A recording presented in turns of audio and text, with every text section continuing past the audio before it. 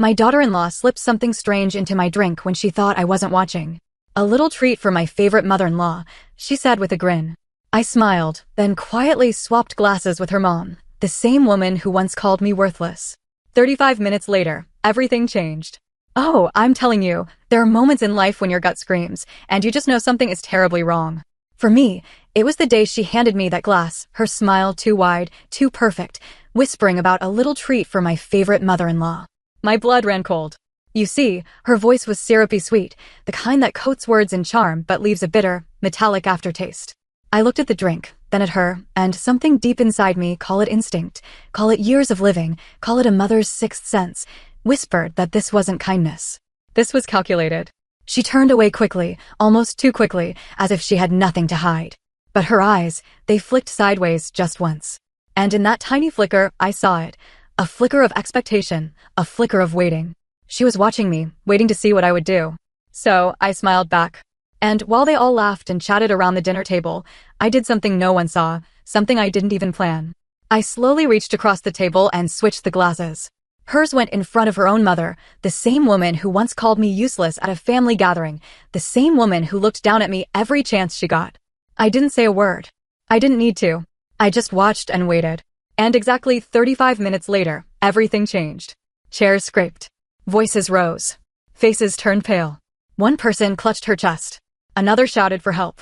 And through it all, I sat quietly, still holding the glass that was meant for me. The glass she poured. The one she smiled about. The one I never drank from. People often think betrayal comes loud, with slamming doors, raised voices, angry tears. But sometimes, it arrives in silence, in a smile, in a drink handed to you with a grin so perfect you almost forget to question it. Almost. Before any of this, before the drink, before the switch, before those 35 minutes that changed everything, there was just me. A woman who raised her only son with everything she had. I wasn't born into wealth. I didn't have fancy degrees hanging on the walls, but I had grit. I had loyalty. And I had love. Honest, quiet love that didn't need applause to feel real. I worked 2 jobs when my husband passed. My boy was 12. I remember his little hands helping me fold laundry late into the night, and how he would always say, "Don't worry, Mama. I'll take care of you one day." And I believed him, not just because he was my son, but because that's the kind of boy he was, kind, attentive, always watching out for me. We were close, closer than close. But life has a strange way of changing people. And sometimes, you don't even notice it's happening until it's too late. He met her at a company barbecue. She was bright, beautiful, confident in a way that made rooms turn. She had a laugh that pulled people in and a way of speaking that made her seem wiser than her age. I'll admit, I liked her at first. Or rather, I wanted to like her for his sake. The first time he brought her home, she complimented my cooking, asked for seconds, said my home was cozy. Though the way she said it made me wonder if that was code for small. I told myself I was being sensitive, paranoid. But that little voice, it never stopped whispering. The shift started slow, like tiny cracks in a porcelain vase. She began correcting him in front of me. Jokes at his expense, little ones, but frequent. Then she moved to me. It was never direct, never enough to call out, but the digs were there. One Christmas, she gave me wrinkle cream wrapped in gold ribbon. "It's anti-aging," she said, smiling. I swear by it. Another time, she offered to teach me how to use Google Docs because, in her words, you probably struggle with that kind of stuff. I wanted to believe it was generational, that she didn't mean harm, that it was me, not her. But each interaction left a mark. Small, invisible bruises no one else could see. Except, maybe, her mother. The first time I met her mother was at their engagement dinner. She arrived in a car that probably cost more than my house. She barely acknowledged me, didn't shake my hand, just nodded as if I was staff. During dinner, she leaned across the table and asked my son, in front of everyone, "So, are you sure about this? I mean, you're really ready to marry someone with such a humble background." The room fell silent. My son laughed nervously, brushed it off. I swallowed hard, kept my smile. But in that moment, something inside me broke. Not from pain, but from the chilling realization that this was no accident. She wasn't just rude. She was intentional. The wedding came fast. Too fast. Her mother took over most of the planning. I was given a seat and a dress code. No voice, no space. I told myself, it's their day, not mine. But that didn't stop the ache. On the day of the ceremony, I arrived early. I watched her mother float through the room like she owned it. I watched my son look at his bride the way he used to look at me when he brought home his spelling tests, eager for approval. And I knew then I was losing him. Marriage changes things. That's natural. But what came next? What followed after the wedding wasn't natural. It was cold, quiet, gradual exile. I stopped being invited to dinners. Texts went unanswered. Holidays became complicated. When I did visit, she was always watching. Not welcoming, but monitoring. My son stopped calling me Mama. He started calling me by my name. Thanks for coming by, Evelyn. Evelyn. I had become a visitor in my own child's life. Still, I stayed polite. I stayed present. I held on to hope. I told myself it was just a phase. But with each visit, something new would happen. Subtle jabs, passive-aggressive smiles, my favorite mug disappearing, my spot on the living room couch suddenly too cluttered for guests. My son's eyes no longer meeting mine. And then came the health questions. I'd feel dizzy after a meal. Tired in ways I couldn't explain. Confused. I started keeping notes, writing down what I ate when I felt off. And more often than not, it happened when she cooked, when she handed me tea, when she poured my drink. The doctors found nothing. Stressed, they said, maybe age. But my gut knew better. Because while I was losing weight, losing sleep, losing time, she was growing bolder. And her mother, she was always there, perched like a queen, always whispering things I couldn't hear, laughing in ways that made the air around her feel colder. The two of them were a team, unbreakable, intimidating, unified in a way that made me feel like an outsider in my own family. Then one day at a family brunch, she insisted on hosting. It happened. She handed me a glass with a twist of lemon and a clink of ice. A little treat for my favorite mother-in-law, she said. Her grin stretched from ear to ear. I looked around the room. My son was distracted, laughing with his stepmother-in-law. No one noticed us except her. She was watching, waiting, expecting me to drink it down like I always did. But this time, I didn't. I waited. I watched. And when her back was turned, I switched the glasses. I didn't blink. I didn't breathe. I just switched them. Her mother didn't notice either. She was too busy bragging about her new stock investments and the renovation on her beach house. She picked up the glass, clinked it against the rim of her mimosa, and drank. And I waited. 35 minutes. That's all it took. 35 minutes to answer a question I had been carrying in my chest for almost 2 years. Was it all in my head? But all I remember from that day was silence. The kind of silence you carry in your chest. The kind that feels like screaming, but only on the inside. I stood in the second row. Behind her mother, of course, she insisted on walking her daughter down the aisle. No father in sight, just her, floating in head-to-toe designer, claiming center stage. And when my son turned to watch his bride approach, I saw it in his face, that familiar mix of awe and nervousness. But he didn't look back at me. Not once. During the vows, her mother squeezed my arm and whispered, "You should be grateful. This is the best your son will ever do." I didn't react. I didn't flinch. I just stared ahead and tried to imagine my late husband sitting beside me, squeezing my hand in the quiet way he always did when something felt wrong, but words wouldn't fix it. At the reception, I was seated at table 6. The rest of the family was at table 1. I smiled through it. I clapped for the speeches. I held back tears when my son thanked everyone who raised me and named his high school teacher, his football coach, but not me. Not once. I didn't say a word.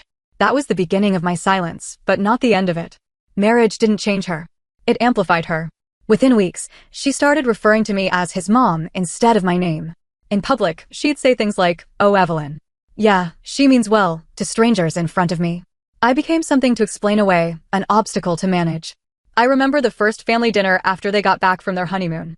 She served me a plate of food and said, loud enough for everyone to hear, "Careful, it's spicy. I know you older folks can't handle heat." Everyone laughed. Even my son. I laughed too. That soft, brittle kind of laugh people use to survive humiliation. She corrected me constantly. If I told a story, she'd jump in with her version. If I offered advice, she'd respond with a smirk and say, "Well, actually." Everything I said was either outdated or cute. I was slowly being painted as the relic in the room, present but irrelevant. And my son, he stopped seeing it. Or maybe he chose not to. I'd call and she'd answer. Always her. She'd say he was busy, tired, resting. One time, I called to wish him a happy birthday, and she told me he was on a call, but she'd passed the message along. I never heard back. One afternoon, I arrived unannounced with a dish he used to love. She opened the door, looked at the container, and said, "Oh, how thoughtful. But we don't really do fried food anymore. You know, gut health and all." Then she smiled and took it from my hands. I never saw it again. It wasn't just her, though. Her mother became a regular fixture. She came for dinner. She came for brunch. She came just because.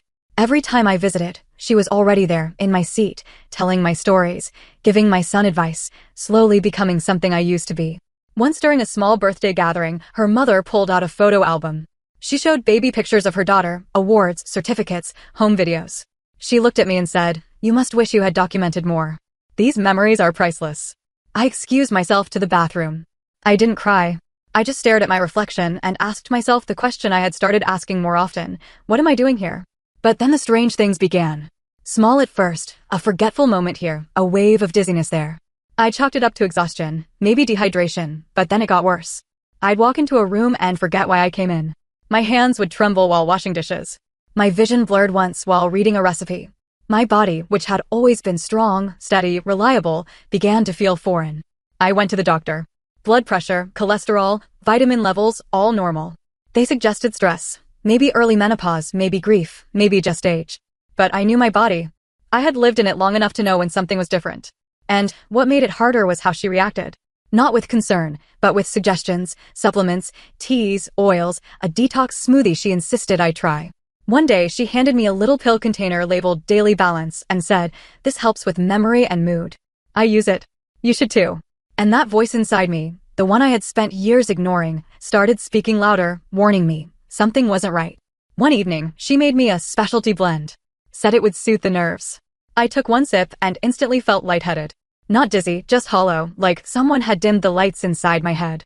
I excused myself, went home, and threw up everything I had eaten that day. My stomach churned for hours. The next morning, I wrote it all down. Time, date, what I ate, what I drank, who made it, how I felt. I started keeping track. Like evidence. Like I was building a case I couldn't explain. I didn't tell anyone. Who would believe me? Who would believe that the same charming daughter-in-law who threw Pinterest-perfect dinners, who volunteered at charity events, who always kissed me on the cheek when she arrived, might also be slowly erasing me from the inside out? But the most painful part was my son. The distance wasn't just physical. It was emotional. He no longer asked about my health. He no longer noticed when I stopped calling. At one point, he even said, maybe you should see someone.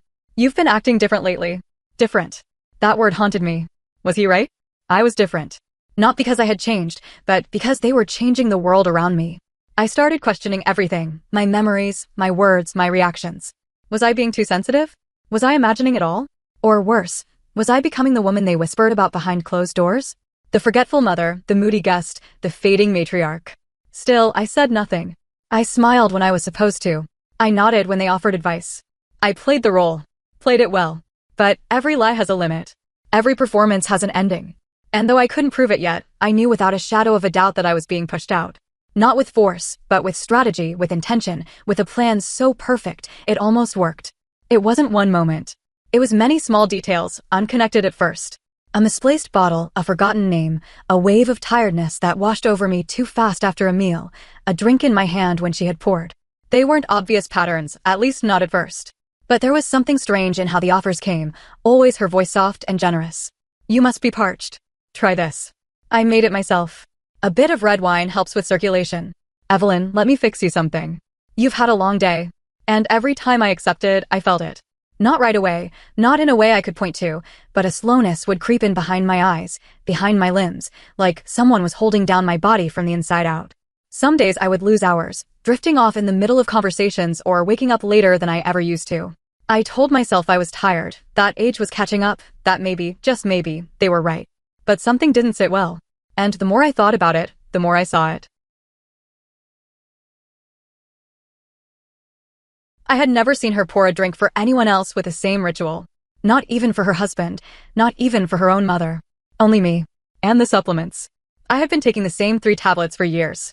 My doctor knew, my pharmacist. I kept them in a little case in my bag, always labeled and sealed. One morning, I opened the container and found the pills slightly different.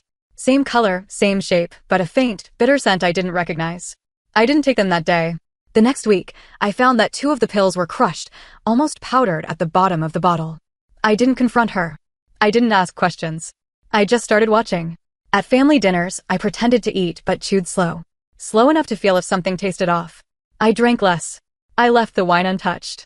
I began to sit closer to the kitchen door, closer to the window, closer to the exits. And I started writing. Not journaling. Documenting. A spiral-bound notebook I kept in my drawer at home. Date, time, what I ate, what I drank, where I was, who served me, how I felt 30 minutes after, 1 hour after. That notebook became my second mind. I didn't trust my body anymore, but I trusted my records. I wrote everything down, even when it seemed ridiculous. I tracked when the brain fog came, when the shakes started, when my skin flushed for no reason. I compared it with days I ate alone, cooked for myself. On those days, I was fine, clear-headed, steady, normal. I remember one Sunday she offered me chamomile tea after brunch. I took the cup, didn't sip, just held it, watched the steam rise. I excused myself to the bathroom, poured the tea down the sink, then rinsed the cup and brought it back empty. She smiled and said, "Feeling better already, aren't you?" And in that moment, I knew.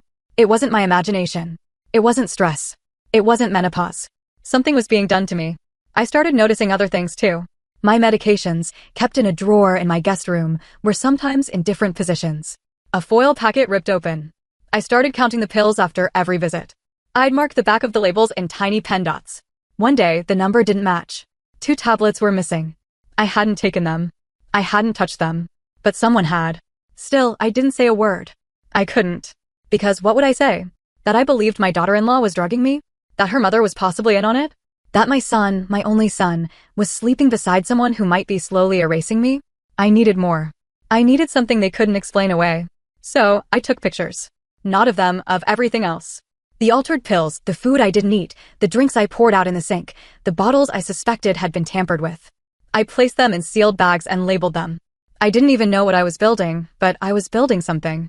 Something I could hold up one day and say, "This is real." I even started asking questions, subtle ones, disguised as forgetfulness. I'd say, "Oh, I don't remember taking that vitamin. Did you give it to me, dear?" Her eyes would flicker just for a second. Then she'd laugh and say, "Yes, don't worry. You always forget." Every time I pretended to forget, she got bolder. Every time I smiled and played confused, she added a little more. Every time I left something untouched and returned it empty, her confidence grew. And that told me something very important. She wasn't just trying to make me sick. She was trying to make me doubt myself. Trying to make others doubt me. Slowly, methodically, she was constructing an image of me as fragile, forgetful, fading. There was one night I'll never forget. A family movie night. Her mother had just arrived, uninvited as usual. She sat next to me, glanced at my knitting bag, and said, "Still keeping busy, I see. That's good. Idle hands are the first sign of the mind slipping." The words were casual. The tone was pleasant. But I heard them for what they were. Another brick in the wall they were building around me. A wall that, once completed, would isolate me completely. I would be the confused mother, the unreliable narrator, the emotional one, the burden. But I wasn't broken. I wasn't confused. And I wasn't going to be erased. So I kept playing my role. Kept letting them believe I was slipping. Meanwhile, I was sharpening my awareness like a knife in the dark. I began asking my pharmacist about lab testing for supplements. I quietly contacted an old friend of my husband's who worked in forensics. I asked questions he didn't understand. Told him I was writing a book about elder abuse just to keep things safe. I was preparing for something. I didn't know what, but I knew that sooner or later, they'd cross a line. A visible one. A line I could trace back to them in broad daylight. And when that moment came, I'd be ready.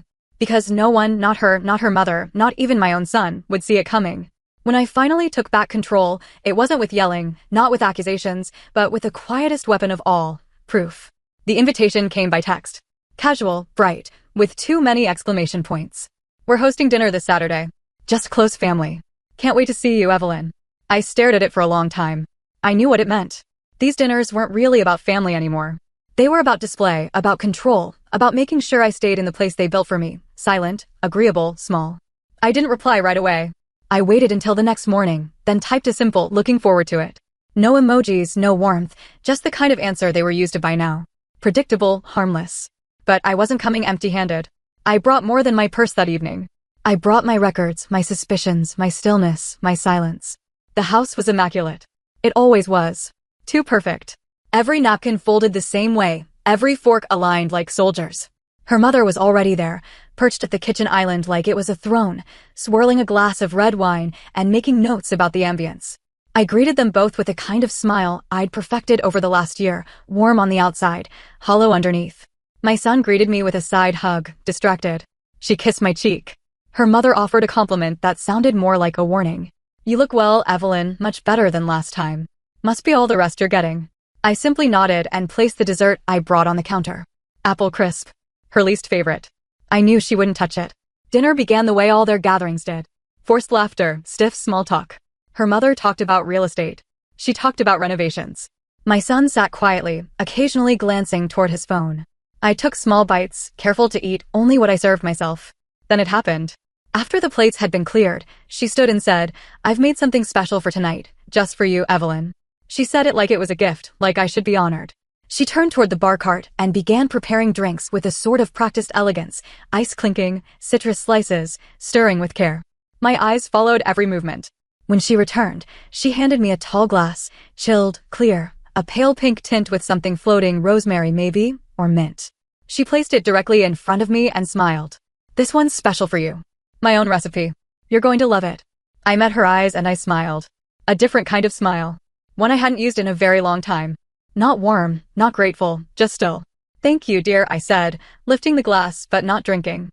I set it back down. I glanced at my son. He didn't look up. I waited for a moment of distraction, a pause in their orchestrated rhythm.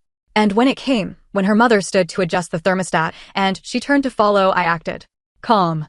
Quiet. I reached forward, took her mother's identical glass, and swapped them.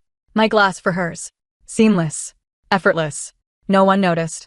No one ever did. The glasses sat there like nothing had changed, but everything had. I returned to my seat, folded my hands in my lap, and waited. No fear, just quiet clarity.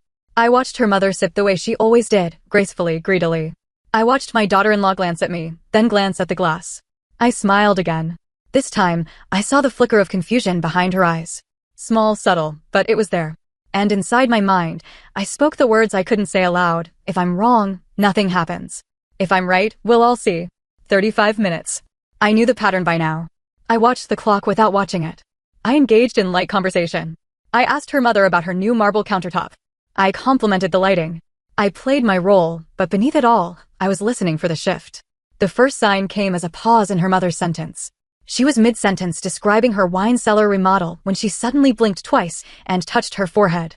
She tried to continue, but her voice slurred just enough that my son looked up. Then she cleared her throat, laughed, waved it off. "Must be the wine," she said, though she'd only had half a glass. Her daughter leaned forward slightly. Her smile didn't reach her eyes. Another 5 minutes passed. Her mother's face flushed a deep red. She reached for her water. Her hand trembled. My son stood. "Are you okay?" he asked.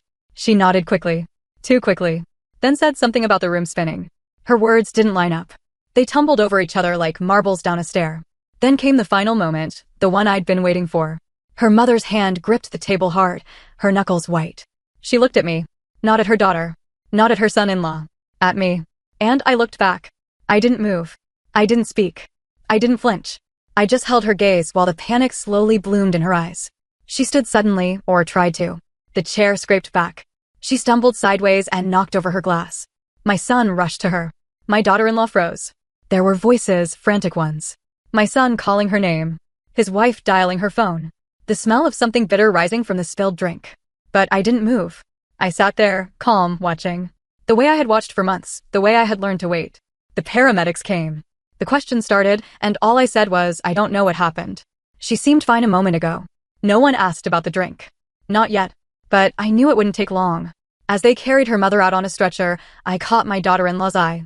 For the first time, she looked at me like she didn't know who I was. Like she'd been looking at a ghost this whole time. And now, only now, she was seeing the woman behind the silence. I held up my glass, the one meant for me, still full, still untouched. And I whispered to myself, what a shame. I guess I just wasn't thirsty tonight. The room was loud, but I only heard one thing. The sound of her breathing changing. That slight, stuttering inhale that comes before the body knows something is wrong, but hasn't figured out what yet. She clutched her stomach first, one hand, then both. As if something inside was curling tight. Her shoulders hunched inward. She blinked rapidly. Her wine glass slipped from her grip and hit the table, wobbling. She mumbled something no one could understand. Her daughter was the first to react. Half standing, half restrained. "Mom," she said, not loud, just sharp, controlled concern, not panic. Not yet. I stayed seated, folded hands in my lap, watching. Because I had seen this play before. I just hadn't been the audience. Her mother coughed once, twice, loud, dry, hoarse. Then she gripped the edge of the table and pulled herself up slowly, only to wobble and drop back into the chair. Her face began to drain of color. Her lips turned a shade too pale for comfort. My son rushed to her side, placing a hand on her back. "Are you okay?" he asked. She didn't answer. And then she said it, just one word. Slurred. Thick. Wet. Burning. That's when the panic started. My daughter-in-law was no longer composed. She was on her feet, circling the table, asking questions loudly, too loudly. What did she eat? What did she drink? Someone called 911. Her voice cracked on the last word. Her hands trembled. Her mother tried to speak, but only let out a low groan. The room was no longer in control. My son fumbled for his phone. She had hers out already.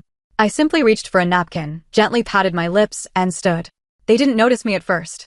Not until I walked over and picked up the glass, the one she had given me, the one I had switched. I held it gently, like it was something sacred. My son looked at me. Mom, what are you doing? I met his eyes and said plainly, this is the drink she gave me. His mouth opened slightly, confused. My daughter-in-law turned quickly. Her eyes locked onto the glass in my hand.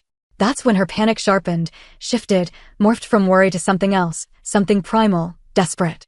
Wait, no, that's not. She started, but stopped herself. I tilted the glass slightly, watching the light catch the surface of the liquid. I didn't touch it, I said quietly. Not one sip. The paramedics arrived within minutes. Her mother was barely responsive now. They laid her flat, inserted in 4, asked questions. What did she eat? What medications does she take? Did anyone see her ingest anything unusual? I answered with precision. Every item served. Who made what? The timing. The switch. I never raised my voice, never looked emotional, just facts. She, on the other hand, couldn't sit still. She kept shifting, interrupting, trying to control the narrative. Maybe she had low blood sugar, she offered. Or maybe the wine didn't mix with her medications. She's been tired lately. Honestly, it's probably just stress. The EMT paused. Did she drink anything before symptoms started? She hesitated, glanced at me, then at the glass. Her throat popped.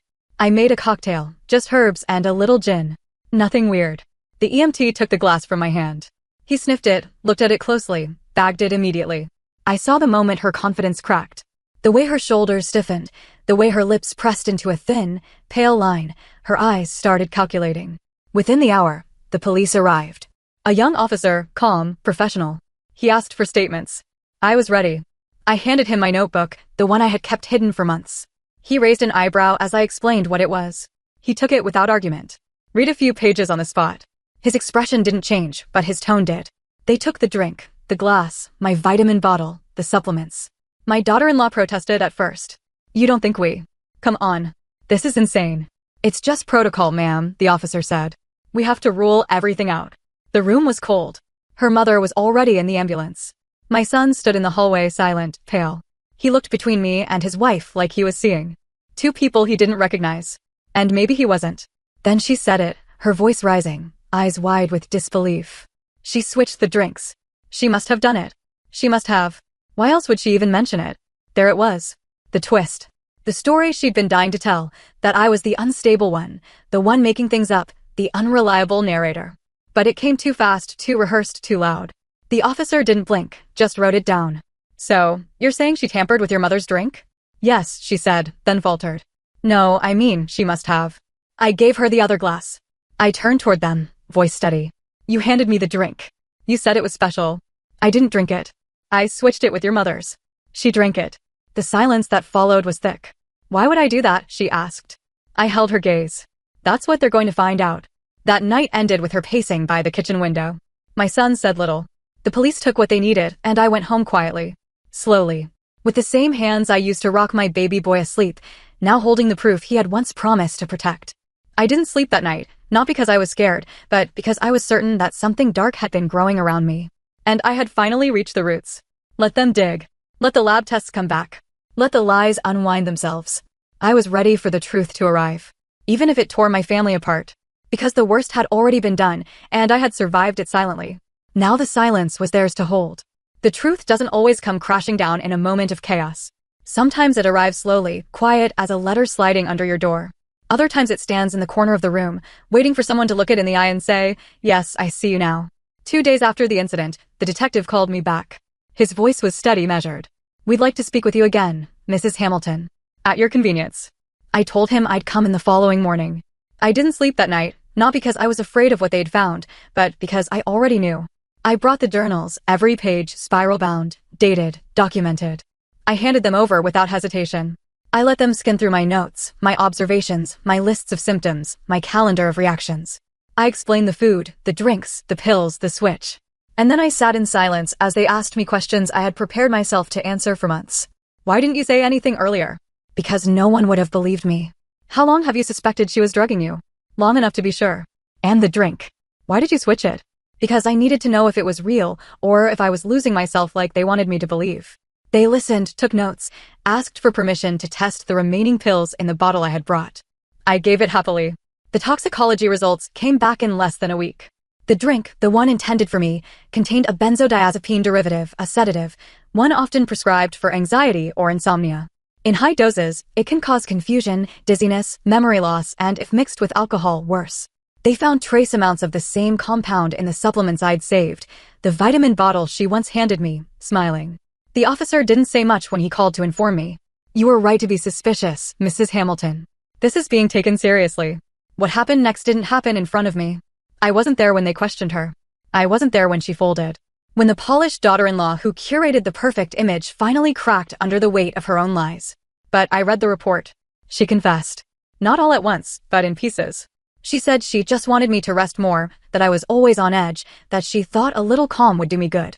When asked why she never disclosed the pills, why she put them in my drink without consent, why she had offered to handle my prescriptions and mail and my medical renewals, her answers began to unravel. She and her mother had been planning something for over a year. I didn't know the full extent until investigators walked me through it.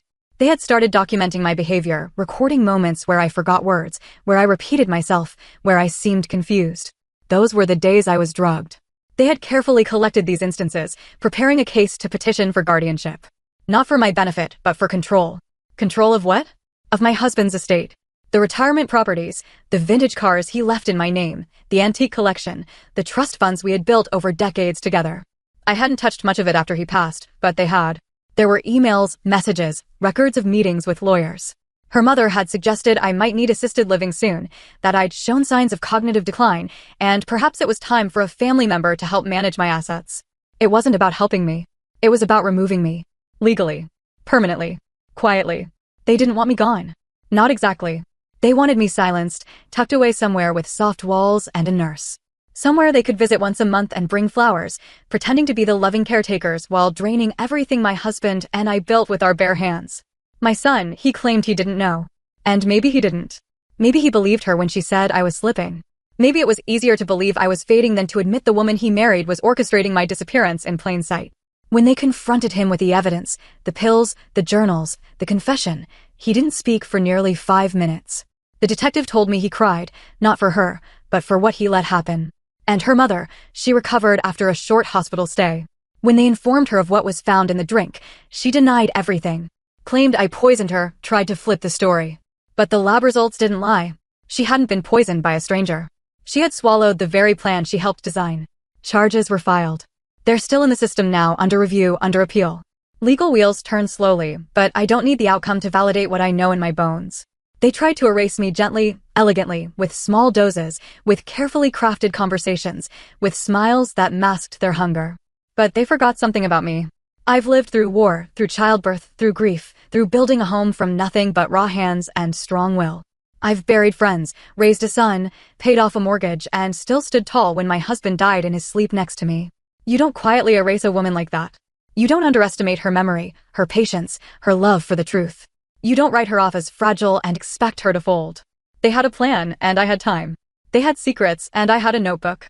They had control, until the moment I chose to take it back. And when I did, I didn't raise my voice. I didn't scream. I didn't throw a fit. I just lifted the glass that was meant to erase me and let someone else drink the light I poured. That was my justice and the beginning of their undoing. He came to my house 2 days after the report broke.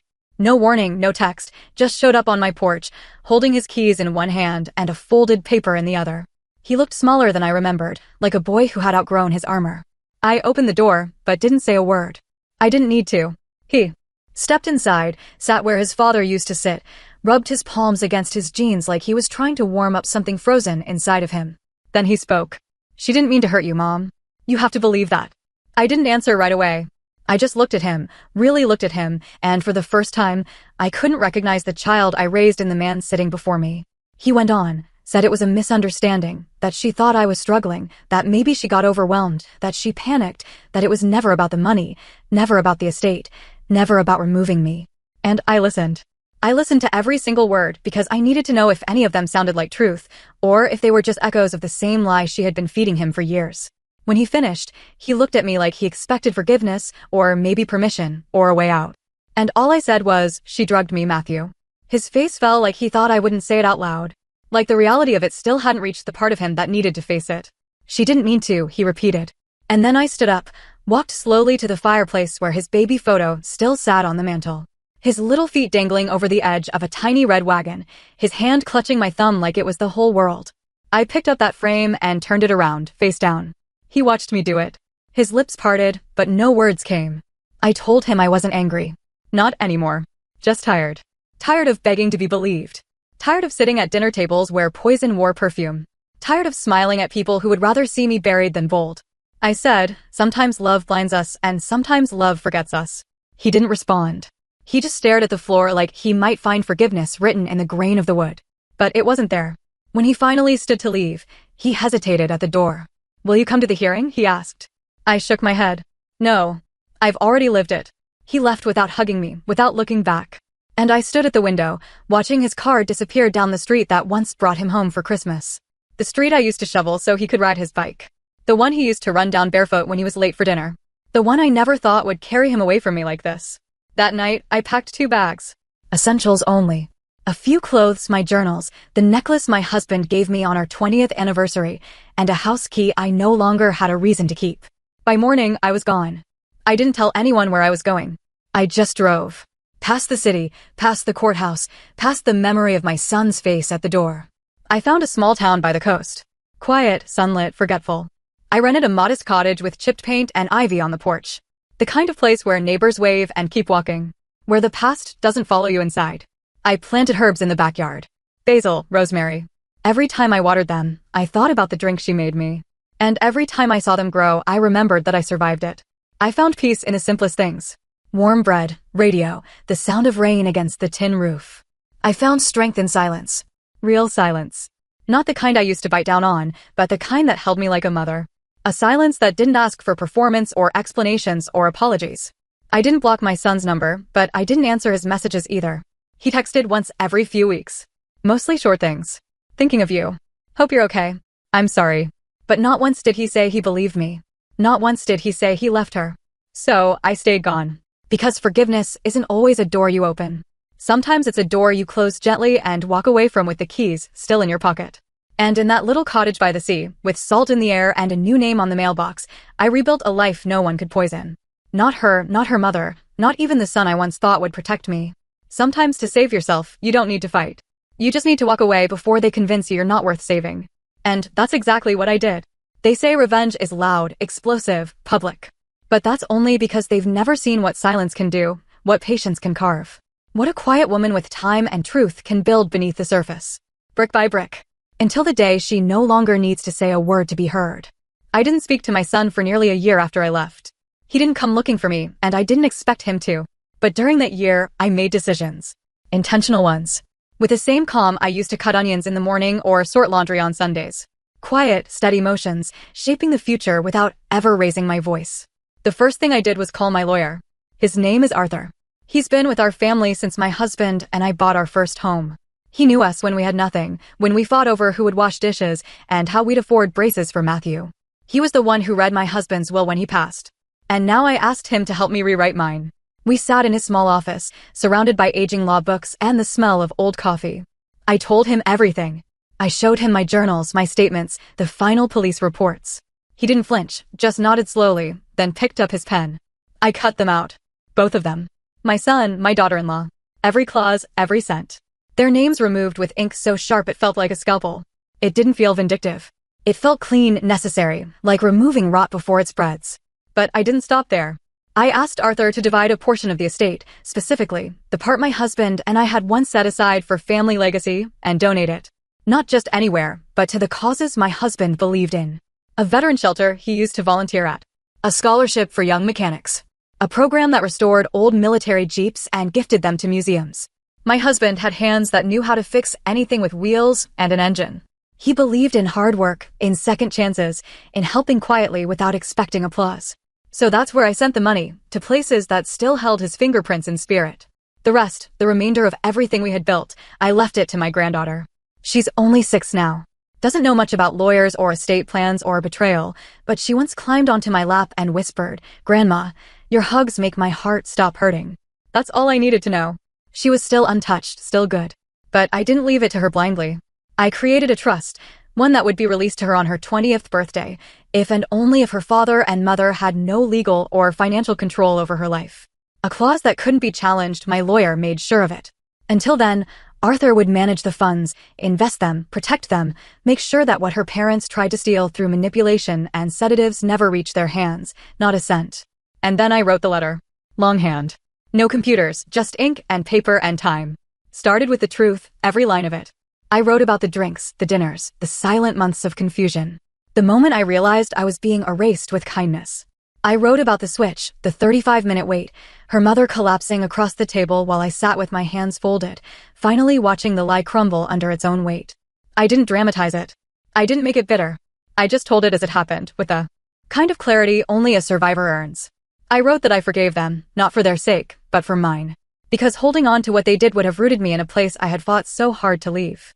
I forgave them, and then I let them go. I wrote to my granddaughter too. I told her that being a woman in this world sometimes means learning when to speak, when to stay silent, and when to walk away without explaining a thing. I told her that family is supposed to protect you, but when they don't, you have every right to protect yourself. I sealed the letter in an envelope, gave it to Arthur with strict instructions to be opened the day I pass. Not before, not after. That was my justice. Not headlines, not prison sentences, just paper and truth and time. No one would know until it was too late for them to undo it. And when the day comes, years from now, and they open the envelope, expecting something soft, something sentimental, they'll find instead the entire story they buried, staring back at them in my handwriting. That's the thing about silent revenge. It doesn't scream. It waits. It outlives the lies. It survives the spin. It sits quietly in a drawer, knowing that one day the truth will arrive wearing my voice, and there won't be a single thing they can do to stop it. And in that moment, whether I'm still breathing or just a photograph on a mantle, they'll know I never needed to shout to win. Time passes whether you chase it or not, whether you're ready or not, whether you're broken, healing, or standing perfectly still. 3 years slipped by quietly, just seasons changing outside my cottage window. Birds coming and going, waves crashing like clockwork. And slowly, gently, the ache I carried started to dissolve. Not because it stopped hurting, but because I finally stopped needing it to make sense. I found rhythm in the ordinary. I started volunteering at a small community center, not far from my new home. Nothing fancy, just a 2-room building tucked between a pharmacy and a diner, but it had warmth. Real warmth. We held free art classes for kids on weekends, soup nights on Thursdays, book swaps, grocery drives. I'd sit and listen to people's stories, help fill out forms for food stamps or housing support, teach the elderly how to use email. And no one there knew me as her mother-in-law, or his mother, or the woman who almost lost everything over a cocktail. I was just Miss N. They didn't know my past, and I didn't volunteer it. I wasn't hiding. I had simply outgrown the need to be seen through the lens of pain. I had other things to do. But life has a way of circling back. Truth has its own timeline. And one day, it came knocking. It started as a whisper. A neighbor mentioned that a woman matching my daughter-in-law's mother's description had been admitted to a private care facility a few towns over. Failing kidneys, chronic confusion. Some said early dementia, some said stress-related collapse. No visitors, just silence. I didn't gloat. I didn't dance in satisfaction. I just poured myself a cup of tea and sat by the window for a long time, because I remembered something my husband once told me back when life still smelled like paint thinner and fresh wood. The ground always levels itself. Sooner or later, it all evens out. A few weeks later, the second wave came. My son. He showed up at the community center just after closing. I almost didn't recognize him. He had more gray in his beard, less weight in his voice. His hands trembled slightly when he tucked them into his pockets. "Mom," he said. Just that. Like it was the first word in a language he hadn't spoken in years. I didn't rush to hug him. I didn't collapse into tears. I just nodded once quietly and gestured to a bench outside. We sat in silence for a while, long enough for the sun to dip behind the roof and the crickets to start singing. Then he said, "She's gone. She left, took the car, the savings, everything. It was all a lie, Mom. Not just what she did to you. Everything. I found bank transfers, fake business filings, credit cards in my name. I don't even know who she is anymore." I waited. I let him speak because I wasn't going to carry his guilt for him. Not this time. "I'm so sorry," he said. And this time, his voice cracked. Not the surface level kind, the kind that comes from the bones, from shame finally finding its way out. I looked at him long and hard, and I wanted to say so many things. I wanted to ask where he was when I needed someone to believe me. I wanted to ask if he ever read the police report, or if he just skimmed it between bites of dinner. I wanted to ask if he knew how many nights I sat by the window wondering where my son had gone. But instead, I asked, why now? He looked down at his hands, then said something I'll never forget, because the silence finally got louder than the lie. He asked about the will. Said he wanted to fix things. Said he didn't care about the money anymore. He just wanted us to be okay. And I told him the truth, not out of spite, but because he deserved to live in the reality he helped create. The will was changed, Matthew. Years ago. You're not in it. Neither is she. He blinked once, twice, but he didn't argue. He just nodded slowly, like a man walking through fog and finally seeing the outline of a cliff he once refused to believe was there. I told him about the charities, about the scholarship, about the community center. And then I told him about his daughter, that her inheritance was locked away safely, that she would never be under their control, that I left her a letter she'd read someday, when she was old enough to understand the weight of survival. He asked if he could read it. I said no, because that letter wasn't for him. He had already read a different version of the story, one where loyalty was blind and truth was inconvenient. He didn't get to rewrite it now. He just had to live with it. He stood to leave, then hesitated. Do you think she'll forgive me someday? I didn't answer that question because it wasn't mine to answer. Forgiveness is never something you can schedule or demand. It arrives when it wants to or not at all. As he walked away, I looked up at the sky. Soft pink clouds stretching across the horizon. A breeze moving through the trees like a hymn. And I felt it. That stillness, that peace that only comes after fire, after loss, after being burned down to nothing, and rebuilding something quiet, strong, and entirely your own. 3 years ago, I was almost erased by the people I loved most. But today, I run a center where strangers feel safe enough to cry in front of me. Where children laugh with paint on their fingers. Where no one has to earn the right to be believed. I lost a son, but I found myself. I buried the past. And in its place, I planted something that won't rot. And that is enough. I didn't raise my voice. I didn't scream in courtrooms or beg to be heard over dinner tables that had long forgotten what it meant to be sacred. I didn't break windows or throw plates. I didn't storm out of rooms or come back just to be right. I just stepped back. I let the silence speak. I let the truth settle like dust on every surface they tried to polish with lies. I watched time stretch its arms and do what it always does, reveal. 'Cause the thing about time is it doesn't hide things forever. It doesn't protect a secret, no matter how cleverly dressed. And it doesn't reward manipulation. Time may be slow, but it is faithful. And when you trust it, when you stop chasing justice and start embodying it, something changes. You rise and they shrink. I rebuilt quietly, thoughtfully. I cut ties not out of spite, but out of self-respect. I changed my will, not in vengeance, but in clarity. I poured what was once pain into places where it could bloom. I left seeds behind, not so they'd remember me, but so they'd never forget themselves. In the end, they lost more than money. They lost access. They lost legacy. They lost the right to stand in the shade of the very tree they tried to chop down. And me? I gained everything I almost lost. Myself. My voice. My peace. I didn't scream. I didn't fight dirty. I didn't play their game. I just stood still.